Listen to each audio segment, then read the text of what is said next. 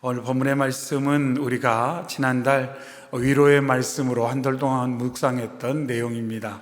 3월 위로의 말씀은 저희가 새해맞이 기도회 때 함께 나누어서 오늘은 2월달 우리 위로의 말씀을 오늘 이사야 말씀 함께 나누도록 하겠습니다. 하나님께서는 이스라엘 백성들에게 위로를 선포하시기 전에 그들의 상태가 어떠한가 하는 것을 오늘 본문 앞 16절과 17절에서 말씀을 하고 있습니다. 17절에 말씀합니다. 내가 영원히 다투지 아니하며 내가 끊임없이 노하지 아니할 것은 내가 지은 그의 영과 혼이 내 앞에서 피곤할까 함이라. 이렇게 하나님이 탄식하듯 말씀하고 있습니다. 그러면서 하나님께서 뭐라고 말씀하냐면 하나님이 지으신 하나님의 사람들이 그들의 연약함과 허물로 인해 피곤한 상태에 있다, 이렇게 말하고 있어요. 사람이 피곤한 것은 왜 피곤하냐면 그들의 연약함과 그들의 허물 때문이다, 이렇게 말하고 있어요. 그러면서 그들이 어떠한 상태냐, 피곤하다 이렇게 말하는데 이 표현이 성경에 좀 들어가 보면 상당히 어떻게 보면 좀 상상하기 두려울 정도로 끔찍한 장면을 묘사하는 그런 표현입니다. 시체에 수의를 입힌다, 이런 뜻이에요. 시체에 수의를 입힌다. 한마디로 너무나도 큰 위기와 어려움 가운데 압도당하여서 육체적으로는 기진맥진하고 영적으로 정신적으로 완전히 탈진해서 절망하고 소망이 없는 상태, 그것을 본문에서 조금 완곡하게 피곤하다 이렇게 말했는데 원문의 그 의미로 볼 때는 죽어서 이제 수의를 입히는 그런 상황, 그래서 어떤 소망도 없고 어떤 가능성도 없는 절망의 상황을 여기서 말씀을 하고 있습니다. 이 표현은 시편에서 마치 하나님께 자신이 버림을 당했다고 느끼는 가운데 경험하는 심령의 상함을 표현하고 있습니다. 시편 77편에서 내가 하나님을 기억하고 불안하여 근심하니 내 심령이 상하도다, 이렇게 고백하고 있어요. 근데 이 시편 말씀에서는 어떤 의미가 담겨 있냐면 내가 스스로 이 고통과 아픔을 자초했는데 말씀에 있는 것처럼 나의 연약함, 나의 허물, 나의 잘못된 판단과 자기 확신에 이끌린 결정들로 인해서 내가 이 상태가 되어버렸는데 사람들은 그 상태를 어떻게 쉽게 여기냐면 하나님이 나를 덜 사랑하셔서, 하나님께서 내게 관심이 없으셔서, 그래서 내 이 상황을 마치 하나님께 책임이 있는 것처럼, 하나님이 나를 등한히 여겨서 내가 지금 이런 상황에 있는 것처럼 생각하는 그런 모습들이 말씀에 종종 나타나 있다는 것입니다. 근데 분명한 것은 사람이 무언가 보기에 좋다고 내린 결정이 스스로를 고통에 빠뜨렸다는 겁니다. 에덴에서 그랬잖아요. 보암직하고 먹음직스럽고 탐스럽게. 그래서 내 눈에 보기에 좋은 대로 내 결정, 내 느낌을 확신해 가지고 행동에 옮겼더니 그 결과가 뭐냐?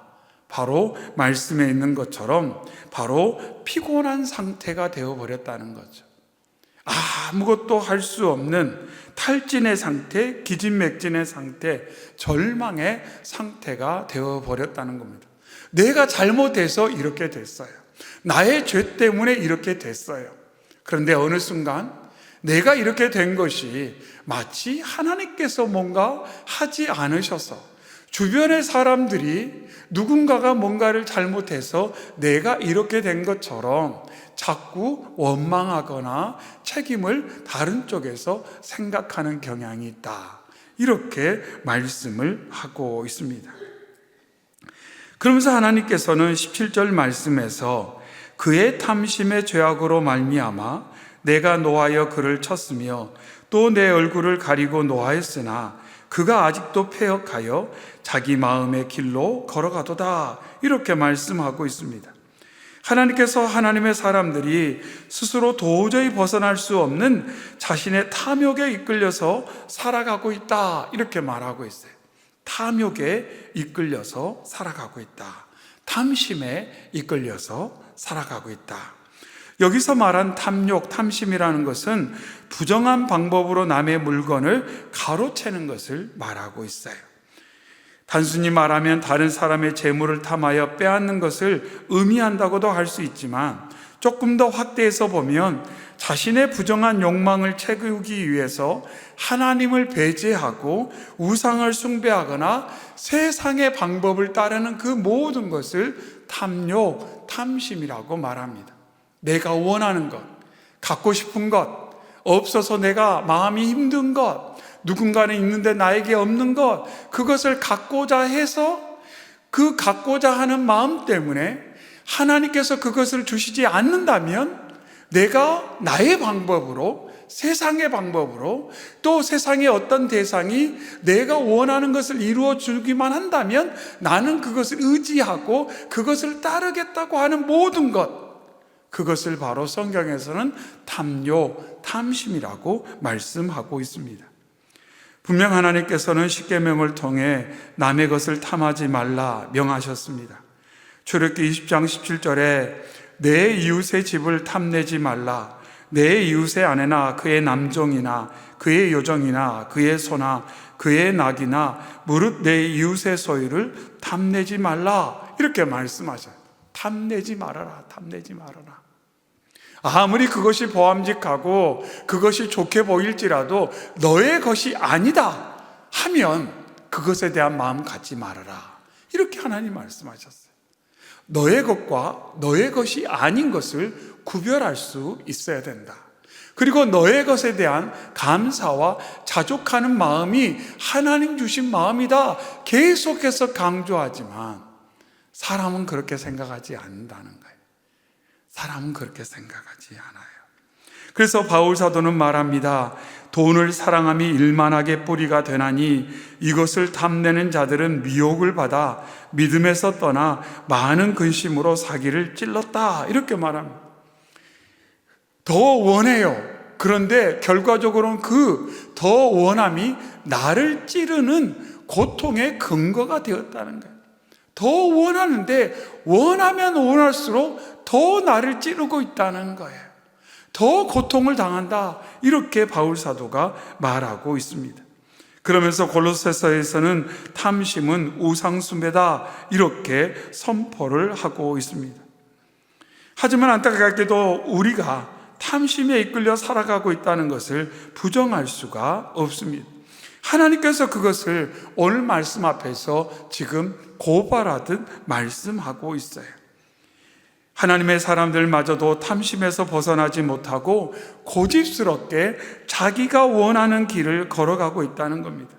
하나님께서는 하나님께 돌아오기를 원하고 계시지만 안타깝게도 그들은 하나님께로부터 멀어져 가고 있고 자기 마음에 원하는 대로 자기가 원하는 것을 갖기 위해서 수단과 방법을 가리지 않고 그것에만 골몰하고 있다, 이렇게 하나님께서 말씀을 하고 계십니다. 그러면서 참 안타까운 것은 뭐냐면 사람들이 자신의 모습을 인지하지 못한다는 거예요. 인지하지 못한다는 거예요. 물론 참 구분하기 힘든 어떤 경계선은 있는 것 같습니다.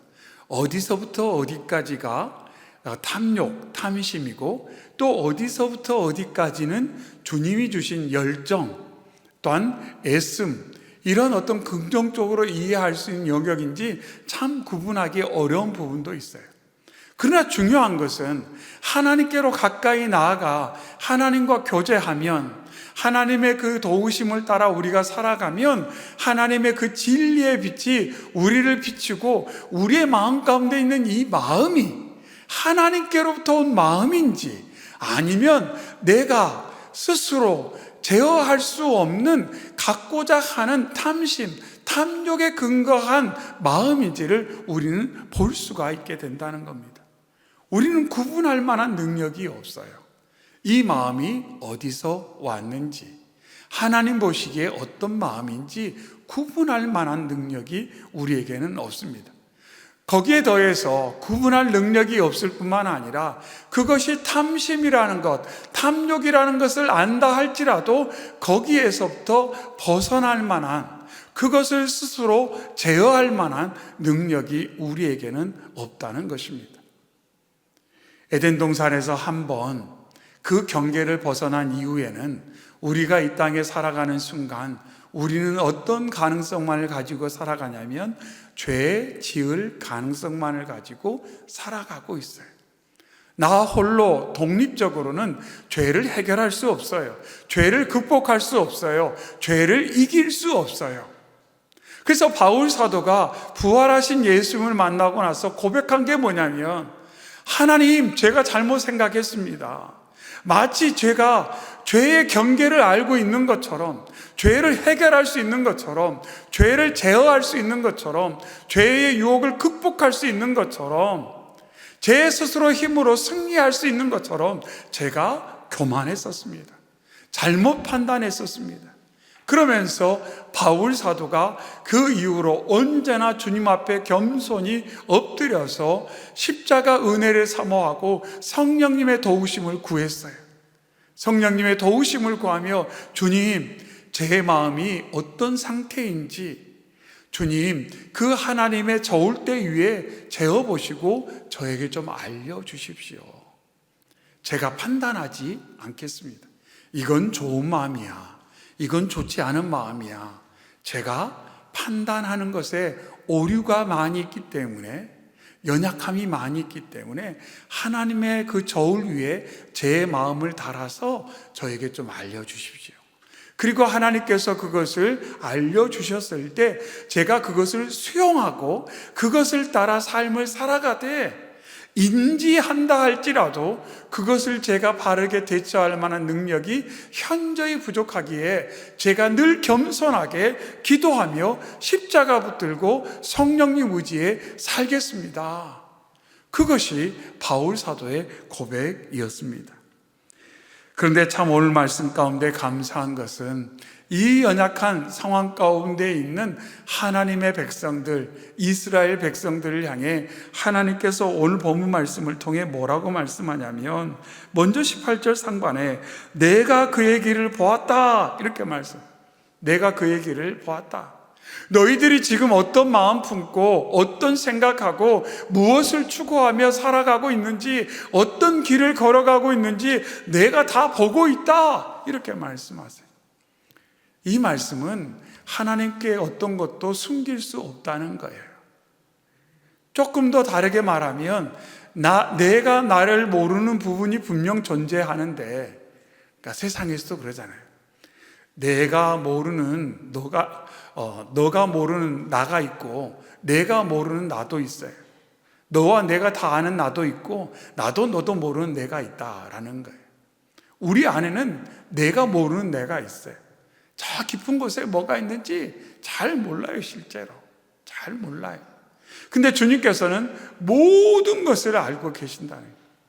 과거부터 지금까지 우리의 영혼적 모든 것을 하나님이 알고 계신다, 보고 계신다, 볼 수밖에 없다, 이렇게 말씀해요. 볼 수밖에 없다. 그래서 하나님의 눈에 가릴 수도 없고 포장하는 것도 아무런 의미가 없다, 이렇게 말씀을 하고 있습니다.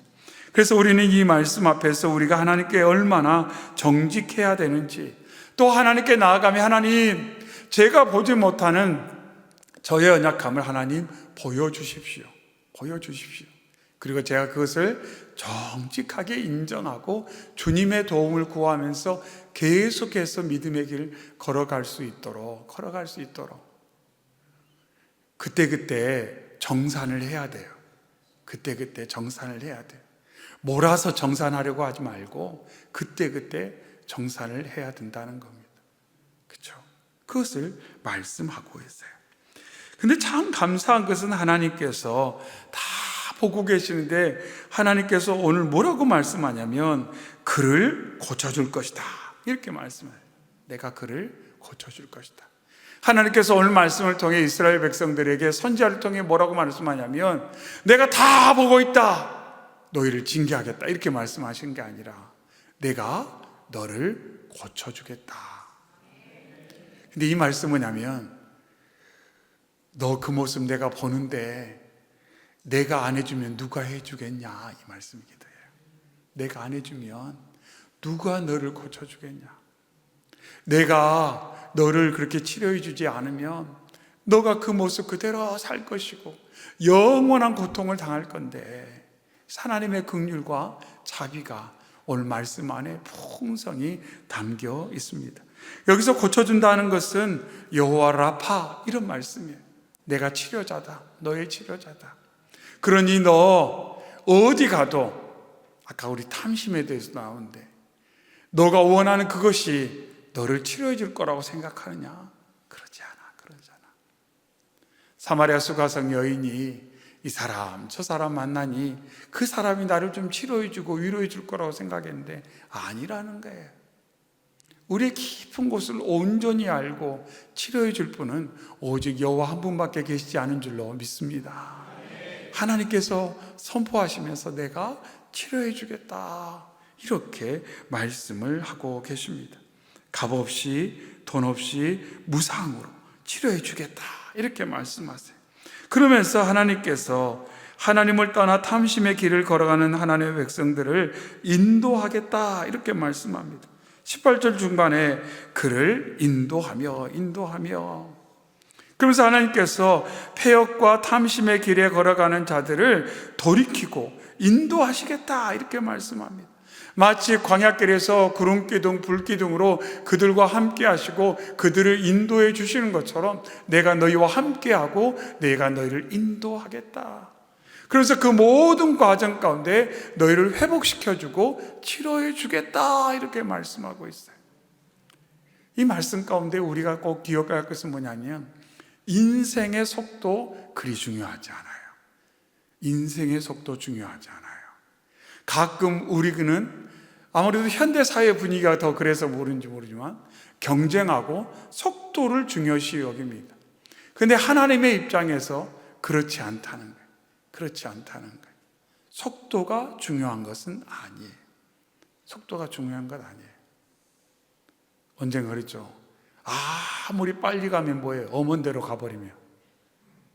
엄원대로 가버리면. 하나님의 뜻과 묵어가는 대로 가버리면 무슨 소용이 있어요? 아무리 빨라도 다른 사람들이, 세상 사람들이 와 대단하다고 박수 쳐주고 열광하더라도 하나님 보시기에 정말 하나님 기뻐하시는 곳으로 멀리 가버린다면 그것이 무슨 의미가 있겠어요? 돌아오기만 더 힘들지. 돌아오기만 더 힘들지. 그러니까 속도는 중요하지 않아요. 내 자신에게, 우리가 사랑하는 자녀들에게 너무 속도를 먼저 강요하지 마세요. 속도는 하나님께서 필요하실 때 우리를 이끄실 줄로 믿습니다. 하나님께서 필요하실 때. 그래서 말씀에도 걸어가도 뛰어가도 곤비지 않고 독수리가 날개치며 올라가도록 하나님이 도우시는데, 내가 걸어가는 것, 내가 뛰어가는 것, 내가 날개치며 올라가는 것, 그 모든 것도 하나님께서 하시는 일임을 말씀하고 있습니다. 하나님, 저 사람은 왜 이렇게 뛰어가요? 하나님, 저 사람은 왜 이렇게 힘있게 날아올라요? 너무 그런 생각하지 마세요. 저마다의 삶이 있어요. 저마다의 속도가 있어요. 저마다의 부르심이 있어요. 그것을 너무 이렇게 비교하지 마세요. 중요한 것은 나와 함께 하시는 주님께서 나를 지금 어찌 인도하시는지, 내 선한 목자 되신 주님은 나를 지금 어디 쪽으로 인도하시는지 거기에 집중하고 거기를 바라보고 그 음성에 귀를 기울여야 될 줄로 믿습니다. 아멘. 그러면서 18절 하반에 그와 그를 슬퍼하는 자들에게 위로를 다시 얻게 하리라, 하나님께서 위로하시겠다고 말씀하세요. 우리가 금년 한 해 시작하면서 역사하시는 성령님 평안, 경애, 위로, 특별히 역사하시는 성령님으로 인해 우리의 삶 가운데 가득 채워지는 것이 평안과 경외와 위로라고 말씀하면서, 위로라는 것은 마음이 안정되고 힘이 북돋아지고 내 마음과 생각을 하나님께서 다 아시고 공감해 주셔서 안다 말씀해 주시고 그 안에서 역사를 일으키는 모든 것을 위로라고 우리가 정리를 했는데, 오늘 말씀에서 하나님께서 다시금 강조하기를 내가 너희 모든 것을 알고 치료해 주고 인도해 주고 위로해 주겠다, 이렇게 말씀하고 있어요. 그런데 오늘 말씀 가운데 눈길을 끄는 표현이 하나 있습니다. 그것은 뭐냐면 그와 그를 슬퍼하는 자들에게, 그와 그를 슬퍼하는 자들에게. 여기서 말하는 그라는 것은 이 앞에서 말한 탐심을 가지고 완악하고 공고하고 패역한 마음으로 내 눈에 보기에 좋은 대로, 내 소견에 오른 대로 내가 원하는 것, 내가 갖고 싶은 것을 막 살아가려는 그러한 분주한 인생들을 말하고 있어요. 내가 그들을 고쳐주겠다, 인도해 주겠다, 위로해 주겠다, 이렇게 말씀하고 계십니다. 그러면서 하나님께서는 더불어서 뭐라고 말하냐면 그를 슬퍼하는 자들에게, 그를 슬퍼하는 자들, 그를 슬퍼하는 자들에게.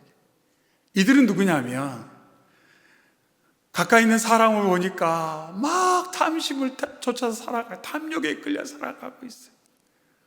자기가 지금 어떠한 삶을 사는지 모르면서 막 살아가는 사람들을 보면서 막 애타는 거예요.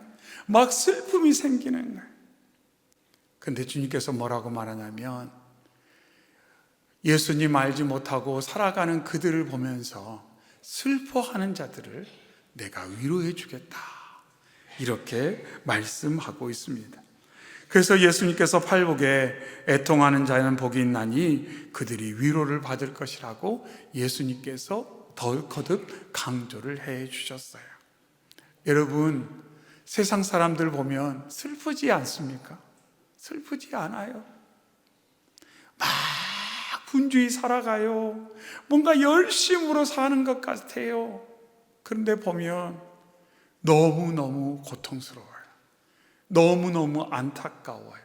너무너무 불쌍하지 않습니까? 불쌍한 사람들이에요. 불쌍한 사람들이라고요. 혹시 여러분들 가운데는 그런 생각 하시는 분들은 계시지 않을 것 같아요. 나도 한번 저렇게 살아봤으면, 나도 저런 집에 한번 살아봤으면. 말씀드렸잖아요. 큰 집에 사는 게 무슨 의미가 있어요? 내 마음 안에 평안이 없는데, 내 마음 안에 위로가 없는데, 그렇잖아요. 평안이 없고 위로가 없는데 큰 집이 무슨 의미가 있냐는 거예요. 돈을 산더미처럼 쌓아놨는데 평안이 없어. 위로가 없어요. 뭐에 쫓기는지 모르는데 늘 불안해. 그게 무슨 의미가 있냐는 거죠. 그게 무슨 의미가 있냐는 거예요. 주님은 오늘 말씀을 통해 저와 여러분에게 말씀하고 있어요. 참 인생의 깊은 곳을 주님이 보여주면서 걱정하지 마. 내가 위로해주고 치료해주고 인도해주고 역사해줄 테니까 걱정하지 마. 너의 인생 내가 책임지겠다고 주님 말씀하고 있습니다. 너가 경험하고 있는 그 애통하는 마음도 내가 다 알고 내가 그 마음을 통해 역사해 주시겠다고 주님 말씀하고 있습니다. 바라고 원하는 것은 이 저녁에 저희가 주님 앞에 기도할 때, 우리가 기도할 때 때때로 삶의 부족과 소망과 간구와 연약함을 먼저 놓고 기도할 수 있어요. 물론 그 기도가 참 우리의 삶 가운데 절실하고 또한 중요한 것은 사실이에요. 하지만 우리가 결코 놓치지 않아야 될 것은, 이 시간 우리가 먼저 바라봐야 될 것은 결핍이 아니에요. 부족이 아니에요. 연약함이 아니에요. 우리가 먼저 시선을 둬야 될 것은 우리 주 예수 그리스도인 줄 믿습니다. 주님과의 만남이 되면 다른 것들은 연이어서 풀어질 거예요. 주님을 만나면, 내가 주님을 만나면 우리의 자녀들이 주님을 만나면, 우리가 사랑하는 이들이 주님을 만나면, 그들이 주님을 만나면 놀라운 역사가 이루어질 줄로 믿습니다. 아멘.